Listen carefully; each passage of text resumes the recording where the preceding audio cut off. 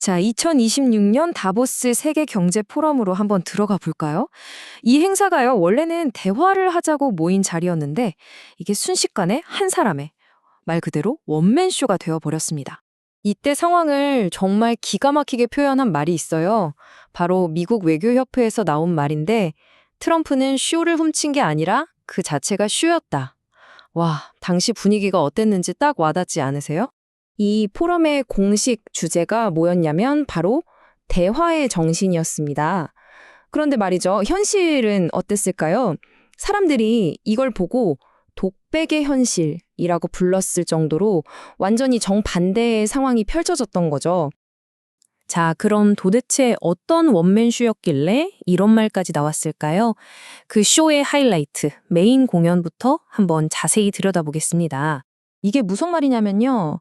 원래 45분으로 예정되어 있던 연설이 글쎄 100분을 훌쩍 넘겨버린 겁니다. 2배가 넘는 시간 동안 혼자서만 이야기를 한 거죠.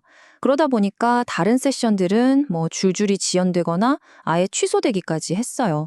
말 그대로 포럼 전체를 혼자서 장악해버린 겁니다. 그럼 그 긴 연설에서 트럼프는 도대체 무슨 말을 했을까요?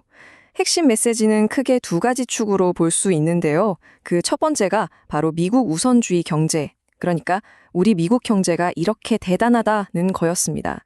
본인 입으로 직접 그랬어요. 미국은 지금 역사상 가장 빠르고 극적인 경제 턴어라운드를 겪고 있다. 한마디로 자기 정책 덕분에 미국이 전 세계에서 가장 핫한 나라가 됐다는 거죠. 자, 그럼 그 주장의 근거는 뭘까요? 바로 이겁니다. 월간 무역 적자를 무려 77%나 줄였다는 거예요. 1년 만에요.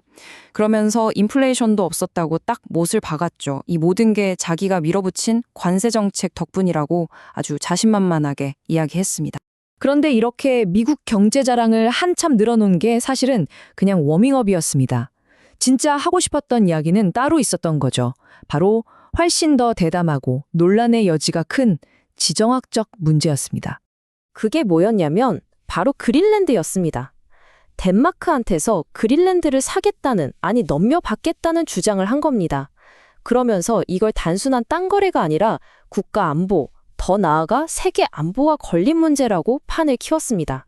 아니 갑자기 웬 그린란드냐 싶으시죠? 이 거대한 얼음 땅이 사실은 엄청난 전략적 요충지이거든요. 지도를 보시면 아시겠지만 미국, 러시아, 중국 딱 그 사이에 있잖아요. 그러니까 미국의 미사일 탐지 시스템 최전선이기도 하고 북극에서 강대국들끼리 부딪히지 않게 막아주는 완충지대 역할도 하는 거죠. 트럼프는 이걸 덴마크는 제대로 지킬 능력이 없으니 나토 방어를 위해서라도 미국이 가져와야 한다고 주장한 겁니다. 이런 주장에 유럽은 그야말로 발칵 뒤집혔습니다. 반응이 정말 즉각적이고 또 격렬했어요. 프랑스의 마크롱 대통령은 대놓고 국제법이 짓밟히고 있다. 이건 제국주의적 야망이다 라고 아주 강하게 비판했습니다. 벨기에 총리는 여기서 한 걸음 더 나아갑니다. 유명한 철학자 그람시의 말을 빌려서 기자들 앞에서 이렇게 물어본 거예요. 트럼프는 혹시 괴물이 되려고 하는 건가? 와, 정말 외교 무대에서는 듣기 힘든 엄청나게 직설적인 발언이었죠. 이렇게 유럽 전체가 강력하게 반발하자 상황이 좀 흥미롭게 흘러갑니다. 분석가들은 이걸 유럽의 집단 반격이라고 부르는데요. 이 반격이 트럼프와의 대결 구도를 완전히 새로운 국면으로 이끌게 됩니다. 자, 유럽의 반격. 그냥 말로만 끝난 게 아니었습니다. 아주 구체적인 행동으로 이어졌어요. 첫째, 유럽 정상들이 다 같이 이건 말도 안 된다고 공개적으로 규탄 성명을 냈고요. 둘째, 경제적인 카드를 꺼내 들었습니다. 당시 진행 중이던 미국과의 중요한 무역협정 승인을 유럽 의회에서 보류시켜버린 거죠. 그리고 마지막으로 아예 우리끼리 새로운 안보 전략을 짜자. 그리고 그린랜드에 우리가 직접 대규모 투자를 하겠다고 발표하면서 전략적인 전환까지 보여줬습니다. 이렇게 유럽이 똘똘 뭉쳐서 나오니까 트럼프도 좀 놀랐던 것 같습니다. 결국 당장 관세를 물리겠다던 위협에서 한 발 물러서는 모습을 보였는데요. 분석가들은 이걸 전술적 후퇴라고 평가합니다. 그러니까 전면적인 무역전쟁이나 최악의 경우 나토 동맹이 깨지는 걸 막기 위한 전략적인 선택이었다는 거죠. 그런데 그냥 물러서기만 한 게 아닙니다.